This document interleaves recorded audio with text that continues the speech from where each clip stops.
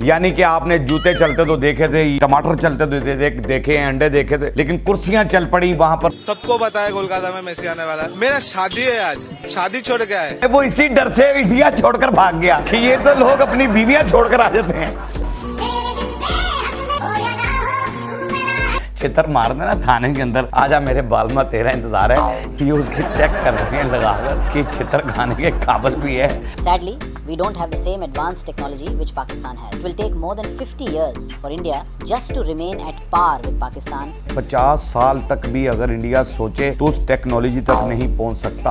आप सबके सामने प्रधानमंत्री जी की BA की और MA की दोनों डिग्रियां सार्वजनिक करना चाहता हूँ। वैसे तो मैंने 17 साल की आयु में घर छोड़ दिया, स्कूली शिक्षा के बाद में निकल गया। तब से लेकर आज तक मैं भटक रहा हूँ। मेरी कोई पढ़ाई नहीं हुई दोस्तों। और अमित शाह डिग्रियां दिखा रहे हैं, MA की भी और BA की भी, और वो कह रहा है दोस्तों मैं कोई पढ़ा नहीं हूँ।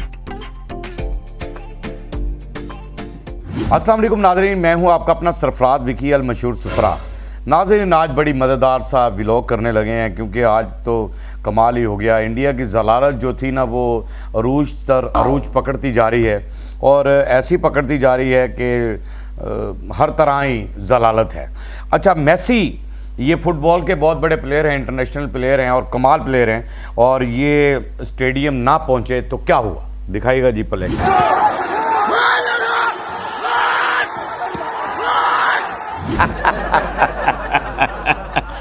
मेसी के कलकत्ता स्टेडियम में ना पहुंचने पर अवाम ने वहां पर जो दंगा फसाद किया, यानी कि आपने जूते चलते तो देखे थे, टमाटर चलते तो देखे हैं, अंडे देखे थे, लेकिन कुर्सियां चल पड़ी, वहां पर तोड़ फोड़ हो गई, स्टेडियम का खाना खराब हो गया।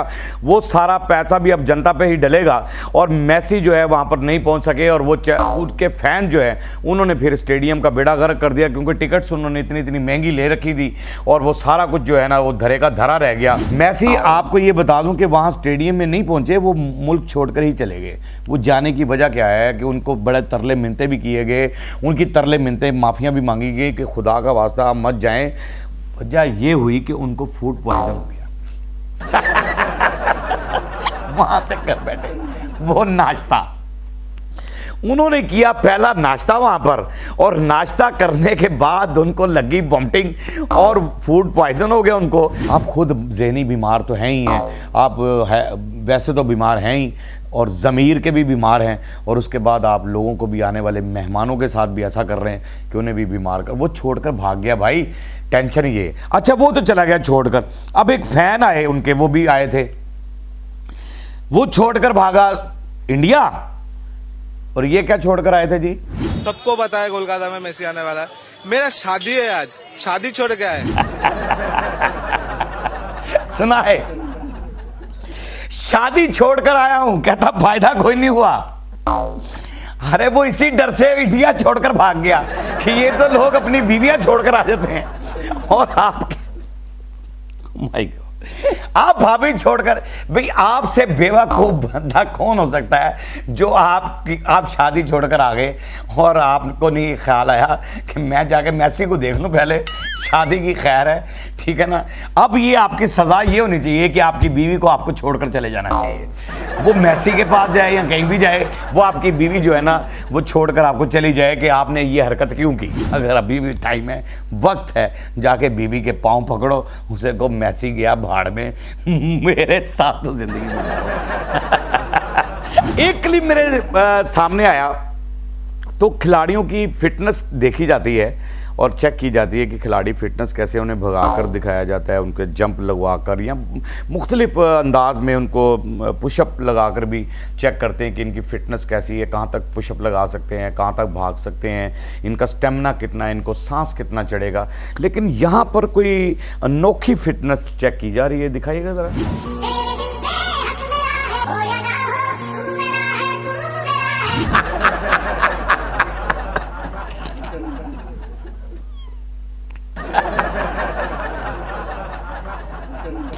भाई ये कौन सी फिटनेस चेक कर रहे हो मेरे यार रब्बा, ये तो जो है ना, ये मेरे व्यूवर्स बताएंगे कमेंट्स बॉक्स में कि ये कौन सी फिटनेस चेक की जा रही है। यानी इनको ये डर है जहाँ छितर पहने ने, तो छितर जो है ना, जैसे हमारे यहाँ छितर मार देना थाने के अंदर, आजा मेरे बाल में तेरा इंतज़ार है, ये उसकी चेक कर रहे हैं लगा कर कि छितर खाने के काबिल भी है, इसकी फिटनेस है छितर। यार ये कौन सी फिटनेस चेक कर रहे हैं। इनके पुलिस के ऑफिसर हैं बहुत बड़े, तो वो कुछ कह रहे हैं। क्या कह रहे हैं जी? Sadly, we don't have the same advanced technology which Pakistan has. It is partly due to their collaborations with Turkey and China. It will take more than 50 years for India just to remain at par with Pakistan in terms of drone technology. अब बात आपकी समझ में आई है कि ये officer हैं और ये बता रहे हैं फिटनेस तो जो भी चेक की जा रही है, फिटनेस तो इनकी जहाज़ों की भी चेक होने वाली थी। 6 जहाज़ जो गिरा दिए थे, रफ़ाइल गिरा दिए थे, उनके बारे में कुछ ये बता रहे हैं, कुछ चीज़ें ये बता रहे हैं, हमारे कोई ड्रोन्स के बारे में भी ये बता रहे हैं। बड़ा कुछ इन्होंने कहा है बीच में कि हम उनका मुकाबला नहीं कर सकते, और हमारी इंटेलिजेंस ने ये कहा है कि जो टेक्नोलॉजी पाकिस्तान के पास है वो हमारे पास नहीं है। 50 साल तक भी अगर इंडिया सोचे तो उस टेक्नोलॉजी तक नहीं पहुंच सकता, क्योंकि चाइना और तुर्की ने वो टेक्नोलॉजी इनको दी है। अब बात है कि यहाँ पर मुकाबला हो रहा है झूठ का। एक बंदा तो झूठा है ही, वो तो आप जानते हैं कि मोदी बेपनाह झूठा है, और उसके बाद जो है अमित शाह जो हैं वो उनके राइट हैंड हैं। जाहिर है एक झूठा सीधे हाथ पे होता है और एक झूठा उल्टे हाथ पे होता है। दोनों झूठे जब करवट लेते हैं, दोनों एक दूसरे की तरफ यूँ देखते हैं और दोनों एक दूसरे का साथ झूठ बोलते हैं। वो उसका झूठ बोल रहा होता है और वो उसको झूठ बोल रहा होता है, और वो कह रहा था झूठ बोल रहा है, जैसे वो उसमें 3 इडियट में कह रहा है झूठ बोल रहा है। तो इसी तरह जो है ना दोनों आपस के अंदर इनकी जो है ना वो समझ लो कि इस टाइम टसल लगी हुई है, मुकाबला है झूठ का। तो पहली वीडियो दिखाएं जरा। आप सबके सामने प्रधानमंत्री जी की बीए की और एमए की दोनों डिग्रियां सार्वजनिक करना चाहता हूँ। अच्छा जी, ये देख लिया आपने कि ये डिग्रियां दिखा दें, एमए की भी और बीए की भी डिग्री दिखा रहे हैं। आगे जरा मोदी साहब के जरा बयान दिखा दें, इंटरव्यू में क्या कहा था उन्होंने। वैसे तो मैंने 17 साल की आयु में घर छोड़ दिया, स्कूली शिक्षा के बाद में निकल गया। तो तब से लेकर आज तक मैं भटक रहा हूँ। मेरी कोई पढ़ाई वढ़ाई नहीं हुई दोस्तों। मेरी कोई पढ़ाई वढ़ाई नहीं हुई दोस्तों। कह रहा 17 साल की उम्र में मैंने स्कूल छोड़ दिया था, उसके बाद मैं भटकता ही फिर रहा हूँ। और ये वो, और अमित शाह डिग्रियाँ दिखा रहे हैं, एमए की भी और बीए की भी, और वो कह रहा है दोस्तों मैं कोई पढ़ा नहीं हूँ। यानी 2 इंटरव्यूज़ में, एक जलसे में भी कह रहे हैं और वहाँ पर भी इंटरव्यू में कह रहे हैं। अब ये दोनों का मुकाबला है। अब आपने कमेंट्स बॉक्स में मुझे ये बता देना है, फैसला आप पर छोड़ा है मैंने। आप इंडिया की जनता पर, ओवरसीज पाकिस्तानी पर, जो भी मेरी वीडियो देखे, जो भी मेरा व्लॉग देखे, मैंने उन पर ये फैसला छोड़ दिया है कि मुझे ये बताना है कि दोनों में से बड़ा झूठा कौन सा है, छोटा झूठा कौन है और बड़ा झूठा कौन है। ये दोनों झूठों का मुकाबला जो है ना हो रहा है, और दोनों झूठों के अंदर कौन बाजी लेकर जा रहा है ये आपने मुझे बताना है। बाकी आखिर में ये कहता होता हूँ मैं कि हमारा मुल्क जो है वो महफूज हाथों में है। अल्लाह पाक उन महफूज हाथों को कायम और दायम रखे, क्योंकि पाक आर्मी के वो नौजवान जो सरहदों पे खड़े होकर हमारी ज़िंदगी की हिफाजत फरमाते हैं, उनको हमेशा अल्लाह पाक कायम और दायम रखे। पाकिस्तान जिंदाबाद था, जिंदाबाद है और जिंदाबाद रहेगा।